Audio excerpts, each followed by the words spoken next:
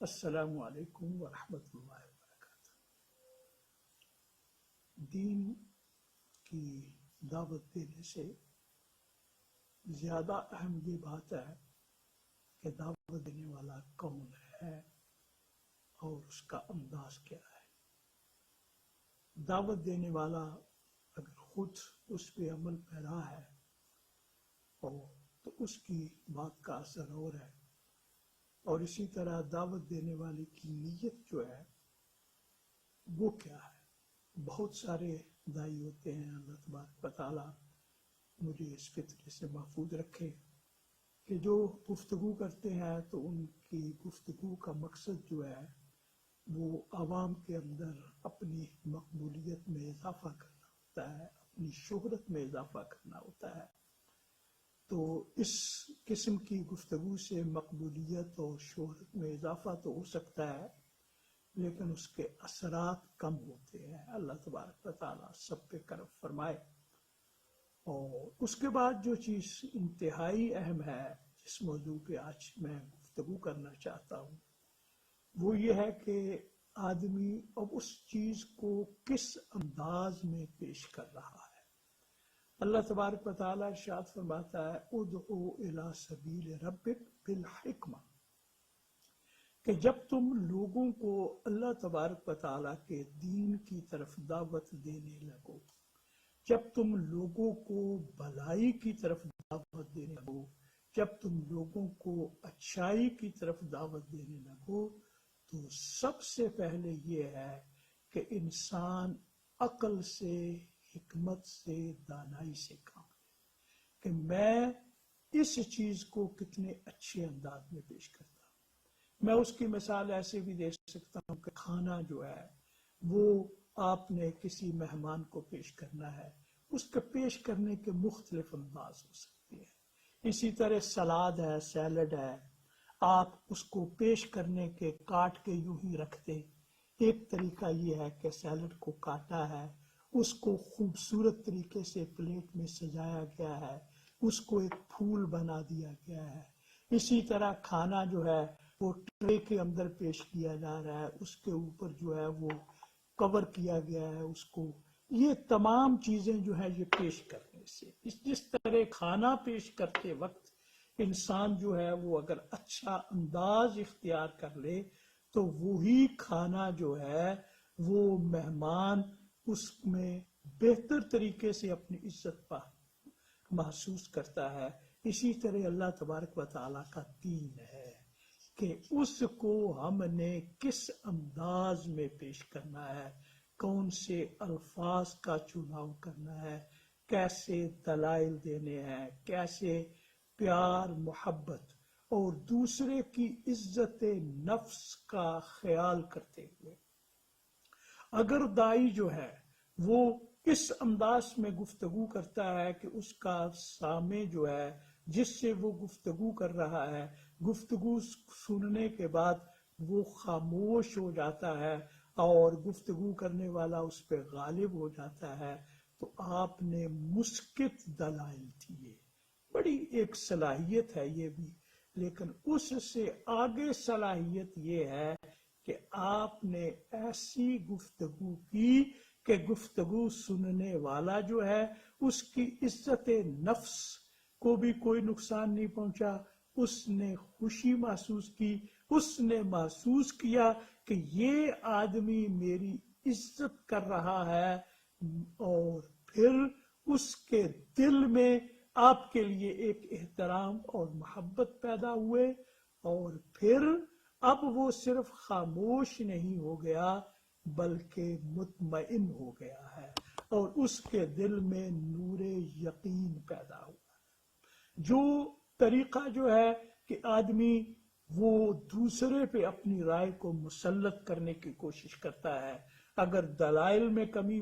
آتی ہے تو پھر اس کمی کو انسان اپنی آواز کو بلند کر کے پورا کرتا ہے، اور اگر آواز بلند کرنے سے بھی اگلا آدمی خاموش نہیں ہوا، اس پہ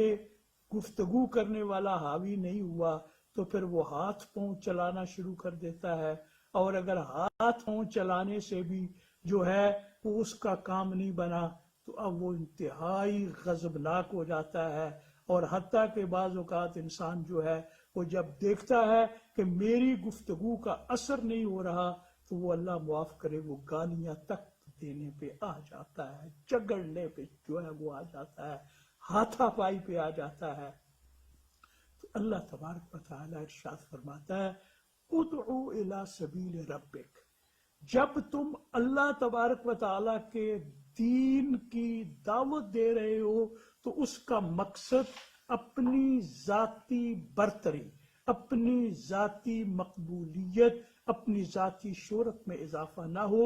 بلکہ اس کا مقصد وحید یہ ہو کہ میں نے اللہ تبارک و تعالیٰ کا پیغام جو ہے وہ اللہ تعالیٰ کے ایک بندے کے دل میں پیار، محبت اور احترام کے ساتھ اتارنا ہے۔ اللہ تبارک و تعالیٰ ارشاد فرماتا ہے وَجَادِلْهُمْ بِالَّتِي هِيَ أَحْسَنُ، کہ اگر مجادلہ کرنے کی بھی نوبت آ جائے، اگر دوسرے سے اختلاف ہے، اس اختلاف پہ گفتگو کرنے کی بات بھی آ جائے تو پھر بڑے پیارے انداز میں، بڑے حسین انداز میں، اور پھر اللہ تبارک و تعالیٰ ارشاد فرماتا ہے کہ جب تم پیار، محبت اور حسن تعبیر کے ساتھ گفتگو کرو گے تو پھر اس کا نتیجہ کیا نکلے گا؟ فَإِذَا الَّذِي بَيْنَكَ وَبَيْنَهُ عَدَاوَةٌ كَأَنَّهُ وَلِيٌّ حَمِيدٌ، تو پھر ہماری ترجیح، اللہ اور اس کے رسول کی ترجیح دشمنوں کو ختم کرنا نہیں بلکہ دشمنوں کی دشمنی ختم کر کے اس کو دوستی میں تبدیل کرنا ہے۔ جو آدمی پہلے آپ کی جان لینے کی کوشش کر رہا تھا، اتنا وہ بہت بڑا مخالف تھا کہ وہ آپ کا جانی دشمن تھا،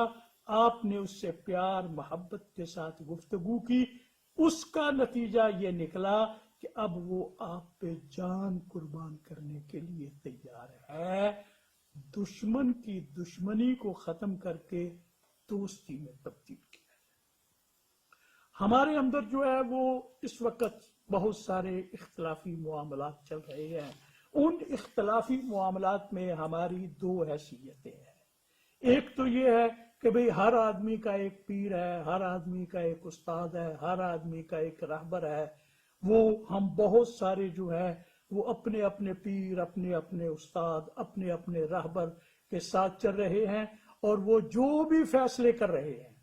آج وہ کسی ایک رہنما کے ساتھ ہوں تو ہمیں الحمدللہ اس رہنما کے حق میں دلائل اکٹھے کرنے میں کوئی پریشانی نہیں ہے، لیکن اگر آج رات کو وہ کسی دوسرے رہنما کو منتخب کر لیں تو فوراً جو ہے وہ دوسرے دلائل اکٹھے کرنے میں بھی کوئی پرابلم نہیں ہے۔ اگر دینی قوتیں جو ہیں وہ پاکستان کے اندر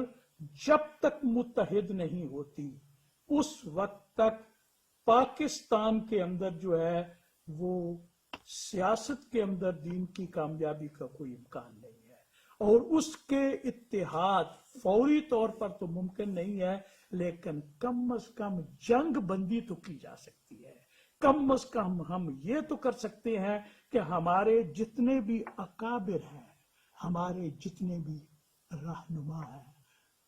دعوت اسلامی والے ہیں، ادارہ منہاج القرآن والے ہیں، تحریک لبیک والے ہیں، تحریک پاکستان والے ہیں، سنی تحریک والے ہیں، ہمارے مختلف آستانے ہیں، آستانہ عالیہ سیال شریف ہے، گولڈا شریف ہے، بیرا شریف ہے، شرک پور شریف ہے، ہم کم از کم اتنا تو کر سکتے ہیں کہ اگر یہ تمام اکٹھے کسی وجہ سے نہیں ہو سکتے تو ہم جو ان کے پیروکار ہیں ہم جنگ بندی کریں،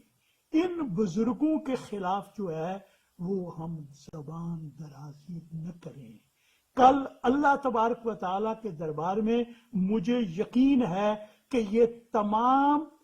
کامیاب ہوں گے، یہ جو بھی طرز عمل اختیار کرتے ہیں پوری نیک نیتی کے ساتھ کرتے ہیں، اللہ تبارک و تعالی ان تمام آستانوں کو، ہمارے تمام علماء کو، ہمارے تمام مشائخ کو کل قیامت کے دن اعلیٰ مقام عطا فرمائے گا۔ لیکن میرے جیسے جو لوگ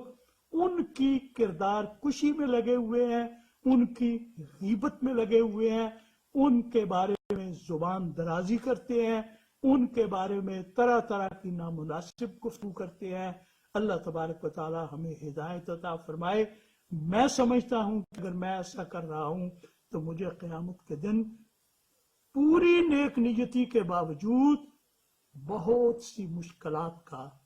سامنا کرنا پڑ سکتا ہے۔ وہ جو حدیث پاک ہے، شتم ھذا ضرب ھذا سفک دم ھذا، اس کی زد میں کہیں نہ آ جاؤں۔ تو میں اپنے تمام دوستوں سے گزارش کروں گا کہ ہمارے جتنے علماء ہیں، جتنے آستانے ہیں، جتنے مشائخ ہیں، جتنی تنظیمیں ہیں، ان تمام کے اکابر کا نیک نیتی اور پورے خلوص کے ساتھ احترام کیا جائے۔ آمین۔ وآخر دعوانا ان الحمد للہ۔